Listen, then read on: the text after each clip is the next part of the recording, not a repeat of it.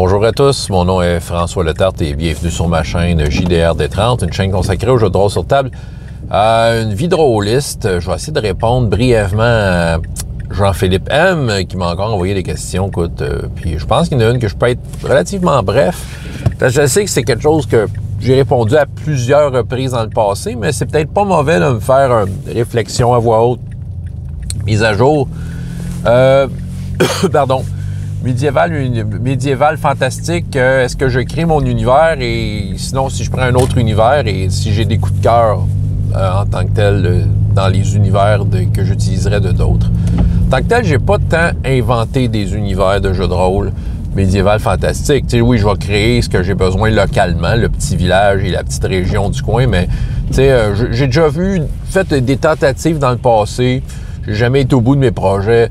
Je veux dire, je dirais, là, ma contribution la plus marquée, c'est dans le fameux livre RPGS dont je vous parle une fois de temps en temps, dans lequel j'ai créé un des royaumes. Et tous les autres royaumes, c'est des créations de gens, des passionnés qui ont décidé d'embarquer dans le projet. Puis c'est sûr que le RPGS a beaucoup de zones grises pour t'amener à créer. Mais c'est intéressant parce que tu as quand même un peu un canevas de toutes les places que tu visites. Fait que ça me prend ça. Fait que tu sais, ma plus grosse création, du moins, là, ma plus grosse contribution de création, c'est ça, c'est RPGS, qui est un livre qui est gratuit. Si jamais vous voulez le savoir, je pourrais vous mettre le lien en bas.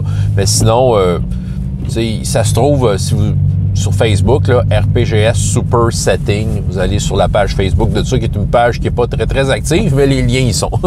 Donc, vous pouvez trouver le RPGS Fantasy et le Science-Fiction, qui justement, j'utilise ces temps-ci.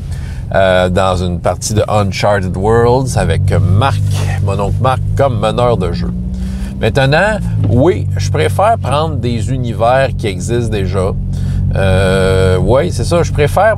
Puis, tu sais, de remplir les zones grises. Tu sais, j'aime être créatif quand on me passe une commande, d'une certaine façon, de dire, OK, l'univers, voici ce qui est composé l'univers. Fait que moi, ça me donne l'inspiration, puis je vais comme tourner autour de ça.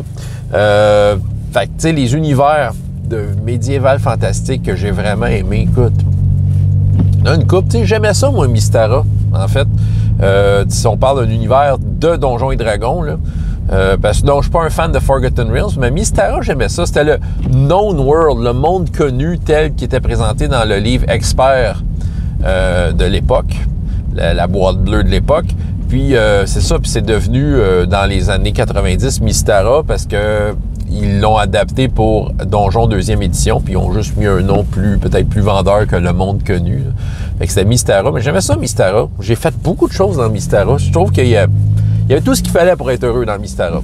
J'avais la fameuse boîte, là, la région de Tiatis, qui faisait penser vraiment à comme les Roms, là, les Romains. C'était vraiment très intéressant. Puis Alphacia, qui est vraiment une île qui était habitée par des agents d'extraterrestres. Moi, Alphacia, je trouve qu'il y avait une grosse inspiration des Melnibonéens dans la saga d'Elric. Je trouve qu'il y avait une grosse inspiration. Fait que j'ai bien aimé ça. Est-ce que c'est un coup de cœur?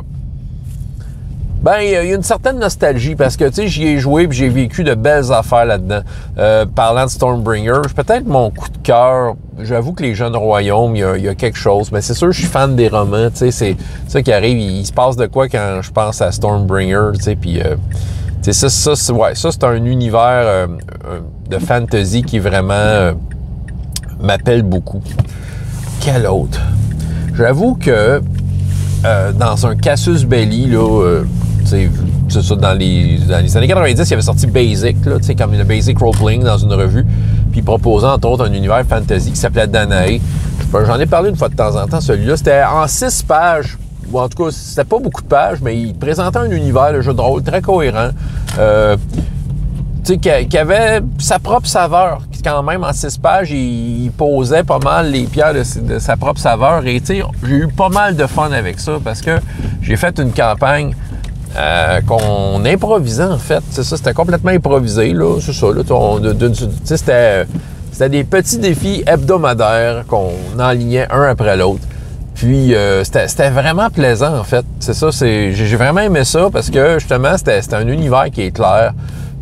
justement, il n'y avait pas trop de détails. Fait que, tu sais, je pouvais remplir ça de ce que je voulais. J'avais déjà la base. Fait que, tu sais, je pense que c'est difficile de mettre mon doigt sur un coup de cœur, mais tu sais, je sais ce que j'aime dans un univers de jeu de rôle, puis c'est quand je suis capable de...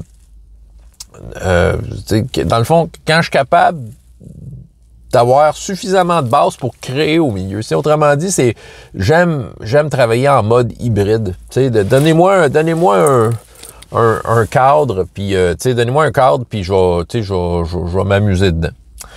Ben, c'est ça que j'avais à vous raconter. François Letarte, JDR D30, et jusqu'à la prochaine fois, il y a autant de plaisir dans la vie, dans les jeux. Au revoir.